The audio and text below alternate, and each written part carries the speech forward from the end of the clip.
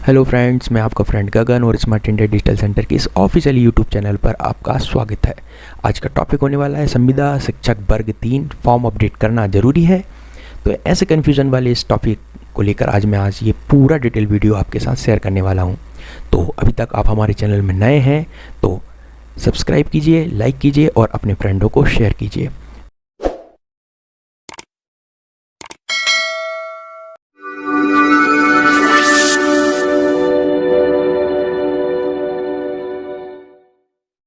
अब हम आ गए हैं हमारे इस कंप्यूटर की स्क्रीन पर और जैसा आप देख रहे हैं मैंने प्रोफेशनल एग्जामिनेशन बोर्ड की ये ऑफिशियली वेबसाइट को ओपन किया हुआ है और इसमें आप देख रहे होंगे कि इसमें सेकंड नंबर का जो ऑप्शन है मध्य प्रदेश शासन स्कूल शिक्षा विभाग द्वारा प्राथमिक शिक्षक के लिए पात्रता परीक्षा 2020 के अनुक्रम में मध्य प्रदेश शासन स्कूल शिक्षा विभाग एवं मध्य प्रदेश शासन जनजातीय कार्य विभाग द्वारा प्राथमिक शिक्षक के लिए संयुक्त पात्रता परीक्षा 2020।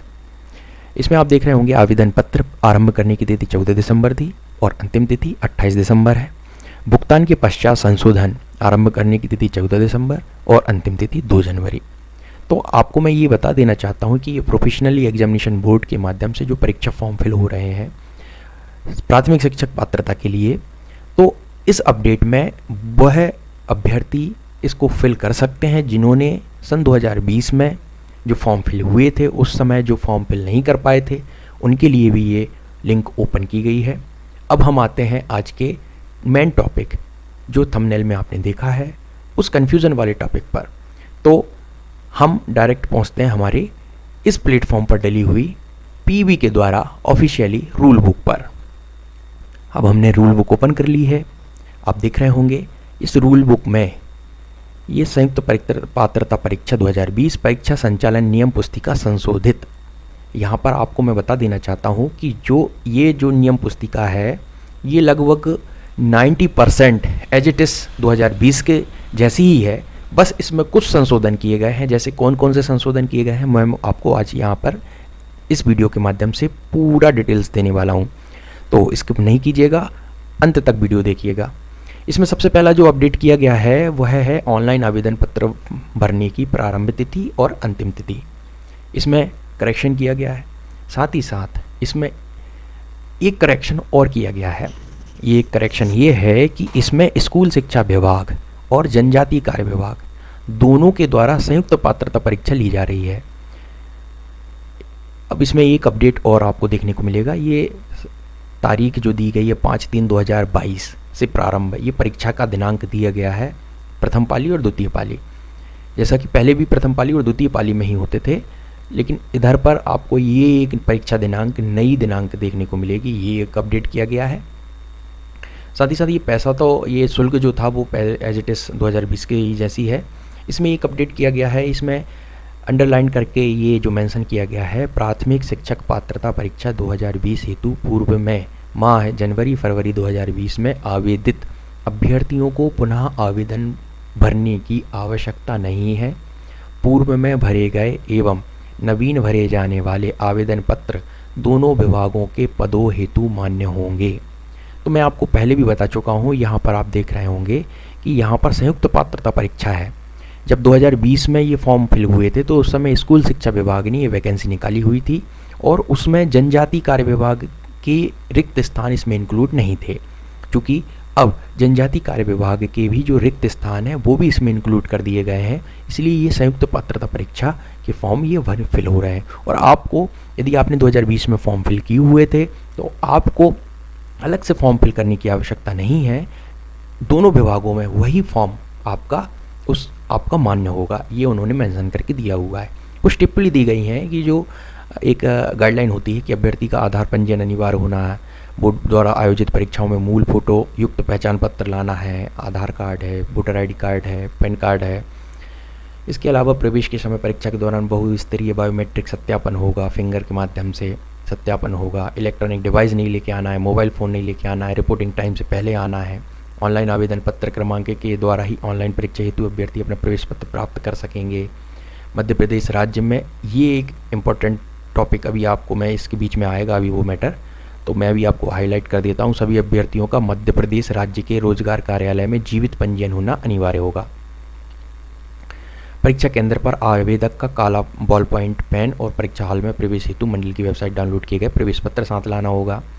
आवेदन पत्र संभरते समय उम्मीदवार को किसी भी प्रमाण का परीक्षण पीवी द्वारा नहीं किया जाता है, अतः कंप्यूटर आधारित ऑनलाइन परीक्षा में अभ्यर्थियों की पात्रता एलिजिबिलिटी पूर्णतः प्रावर्धिक प्रोविजनली होगी। अब हम आते हैं पात्रता परीक्षा संबंधी विभागीय नियम। तो ये पूरा जो टॉपिक आप देख रहे हैं, ये एज इट इज़ आपका 2020 में जो आपने फॉर्म फिल किए होंगे, तो जो आपने नियम पुस्तिका पढ़ी होगी, एज इट इज़ वही की वही इसमें पूरे नियम वही है।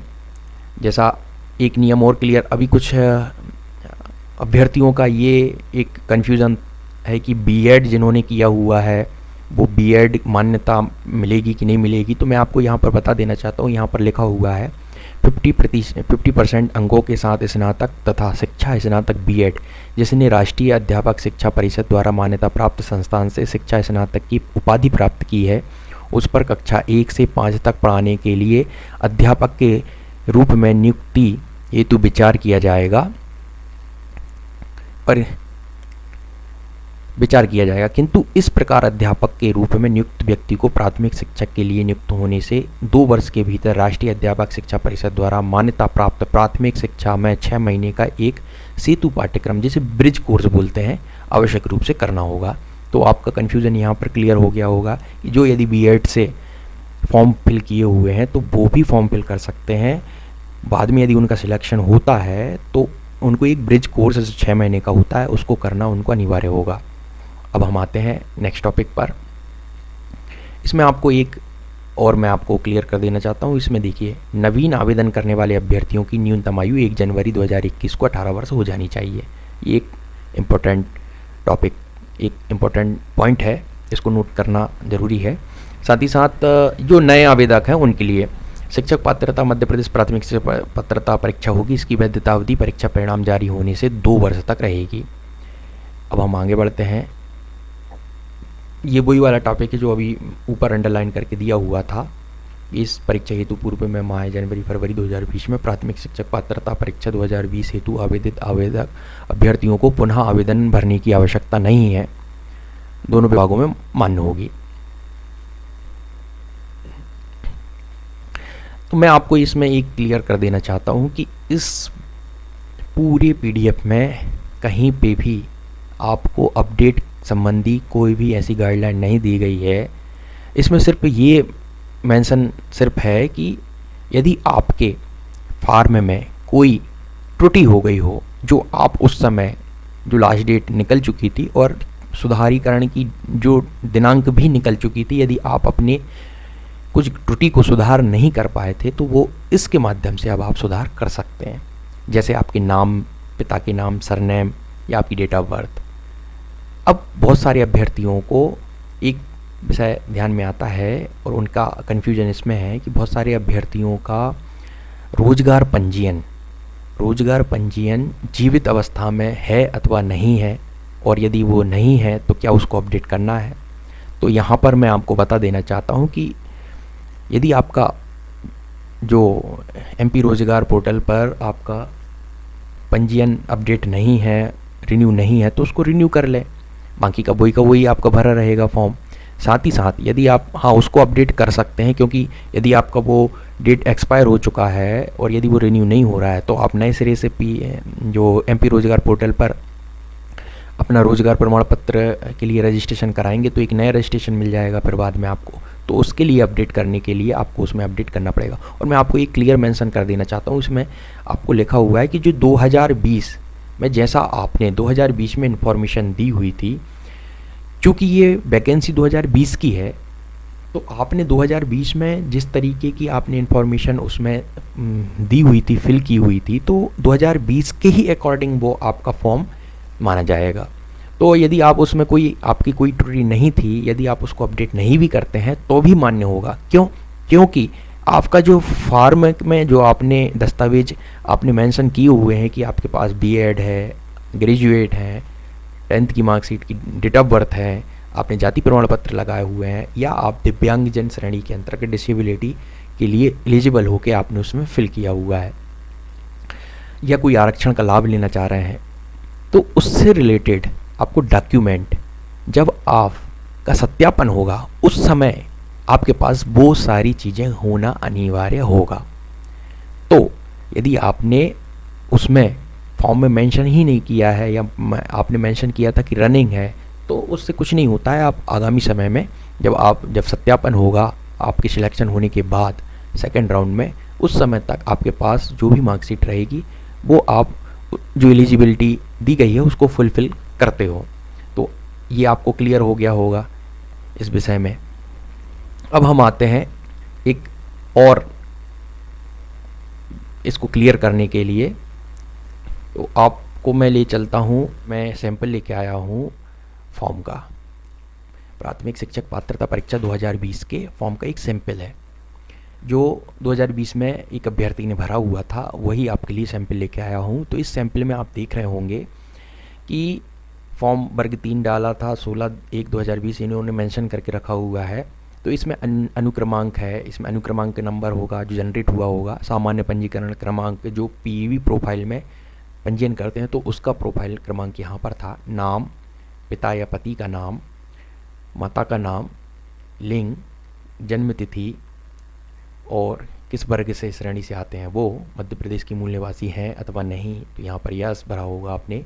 शैक्षणिक योग्यता का स्तर आपने यहाँ पर भरा होगा। पीईबी प्रोफाइल, जब अपन पीईबी प्रोफाइल बना रहे थे तो उस समय जो आपने प्रोफाइल में मेंशन किया होगा स्नातक या स्नातकोत्तर, तो उस समय जो आपने दिया होगा तो वो इसमें मेंशन हो जाएगा।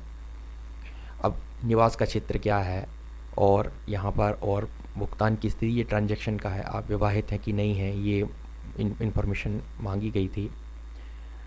इसमें आपका ये देखें, इसमें आपने दिया था राज्य के रोजगार कार्यालय में जीवित पंजीयन है अथवा नहीं, यहाँ आपने भरा था यस।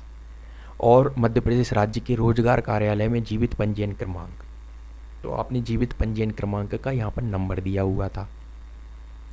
अब यदि यहाँ पर आपका जो रोजगार पंजीयन क्रमांक है वो यदि रिन्यू नहीं हो पाया है तो उसको रिन्यू करवा लें, और यदि रिन्यू आपका डेट भी निकल चुका है, वो एक्सपायर हो चुका है और रिन्यू नहीं हो रहा है, तो एक नए सिरे से रोजगार पंजीयन बना लें और उसको यहाँ पर मेंशन करके सुधार करवा लें। तो वो करेक्शन ये बनेगा कि रोजगार कार्यालय में करेक्शन करवाना है। इसके लिए आप ये जो भी अभ्यर्थी हैं, यदि उनका रोजगार कार्यालय का जो पंजीयन है वो यदि एक्सपायर हो चुका है और रिन्यू नहीं हो पा रहा है तो उनको इसमें करेक्शन करना अनिवार्य होगा। ये एक अपडेट ये ज़रूरी है। साथ ही साथ इसमें आपका ये कहीं भी आपको कहीं आपने अपलोड करने के लिए तो ऑप्शन था ही नहीं कि हमको डीएड की मार्कशीट अपलोड करना है कि स्नातक की मार्कशीट अपलोड करना है। आपसे पीवी प्रोफाइल बनाते समय 10th की मार्कशीट मांगी गई थी और इसके अलावा जाति प्रमाण पत्र मांगा गया था, और यदि आप डिसेबिलिटी वर्ग में कैटेगरी में आपने फॉर्म फिल किया होगा तो डिसेबिलिटी से संबंधित रिलेटेड डॉक्यूमेंट अपलोड करने के लिए मांगा गया होगा। साथ ही साथ एक और रिलेटेड सब्जेक्ट आता है और भी एक टॉपिक पर और थोड़ा सा आता है कि ये मैं उसको आपको मेंशन कर देता हूँ कि इसमें पीवी के प्रोफाइल पर आप देखें क्या क्या इन्फॉर्मेशन भरी गई थी। सामान्य पंजीकरण क्रमांक जो जनरेट होके आया होगा, नाम, पिता का नाम, माता का नाम, जन्म तिथि, ये जो अभी अपन देख रहे थे वही है। ये सब कुछ विवाहित हैं कि नहीं है, और इसमें ऐसा कुछ नहीं मांगा गया था पीवी प्रोफाइल करते समय। ये सिर्फ उस समय फ़ोटो अपडेट की गई थी। तो इसमें आपने देखी होगी ये फ़ोटो में कुछ अभ्यर्थियों की ये है कि हमारी फ़ोटो उस टाइम की डली हुई है, और इसमें प्रोफाइल बनाते समय और इसमें रूल बुक में दिया गया है कि 3 माह से पुरानी फ़ोटो नहीं होनी चाहिए। तो मैं आपको बता देना चाहता हूँ, आपने जो फॉर्म फिल किया हुआ था वो 2020 में किया हुआ था, और फॉर्म फिल करते समय आपने जो भी इन्फॉर्मेशन उसके अकॉर्डिंग भरी गई थी तो वो आपकी ऑलरेडी 2020 के ही बेहाप लेंगे। जब भी आपकी परीक्षा पात्रता का रिजल्ट आएगा तो 2020 में जो आपने इन्फॉर्मेशन भरी गई थी उसी को ही मानकर, उसको ही मानकर ये परीक्षा आयोजित की जाएगी। तो यदि आप अभी तक फ़ोटो अपडेट नहीं भी है तो भी कोई दिक्कत नहीं है, फ़ोटो आपकी वो भी मान्य होगी, ऐसा कोई अपडेट करने की ज़रूरत नहीं है। तो अब हम आते हैं एक और विषय को लेकर। आपको जैसे बहुत सारे व्यूअर्स जो हैं उनको अभी भी एक टॉपिक पर मैं आपको लेके चलता हूँ। ये देखें, अब रोज़गार पंजीयन के विषय को लेकर, रोज़गार पंजीयन पर यदि आपको कोई अपडेट करना है तो सबसे ईज़िली आप जो मैंने अभी आपको बताया जीवित पंजीयन है कि नहीं है, तो आपको कुछ नहीं करना है, तुरंत आपको पहुंचना है, यहाँ पर सर्च करना है MP रोजगार, आपके गूगल पर आप सर्च कर सकते हैं। ये देखिए ऊपर का जो फर्स्ट लिंक ओपन हो रही है http://mprozgar.gov.in, इस पर क्लिक कर देना है। अब क्लिक करने के बाद आपको ये पोर्टल MP रोजगार पोर्टल खुल जाएगा। इस MP रोजगार पोर्टल पर आपको यहाँ मेरे ये कर्सर को देखिए, ये माउस के कर्सर को देखिए, यहाँ पर आपको एक बटन दिख रही है रिन्यू रजिस्ट्रेशन, आपको इस पर जाना है और यहाँ पर रजिस्ट्रेशन नंबर आपका डालना है। यहाँ पर रजिस्ट्रेशन नंबर को फिल करना है, जो आपके पास पुराना वाला है उसको रजिस्ट्रेशन नंबर को फिल करने के बाद आपको ये रिन्यू रजिस्ट्रेशन पर क्लिक कर देना है। तो आप देखेंगे आपका जो भी रजिस्ट्रेशन नंबर होगा उसके नीचे एक डेट मेंशन हो जाएगी कि अब आपका रोजगार पंजीयन जो था वो किस डेट तक वैलिड हो गया है और आपका फॉर्म रिन्यू हो चुका है। बस इतना सा छोटा सा काम करना है और आपका जो जीवित पंजीयन, जो आपका रोजगार पंजीयन है वो जीवित हो जाएगा। यदि रिन्यू नहीं हुआ होगा तो रिन्यू हो जाएगा, और यदि एक्सपायर हो चुका है तो वो यहाँ पर मेंशन कर देगा कि आपका जो रजिस्ट्रेशन नंबर है वो एक्सपायर हो चुका है, या उसमें नो रिकॉर्ड फाउंड आएगा। इसका मतलब ये है कि आपका जो रजिस्ट्रेशन नंबर है वो एक्सपायर हो चुका है और आपको नए सिरे से रोजगार पंजीयन करना होगा।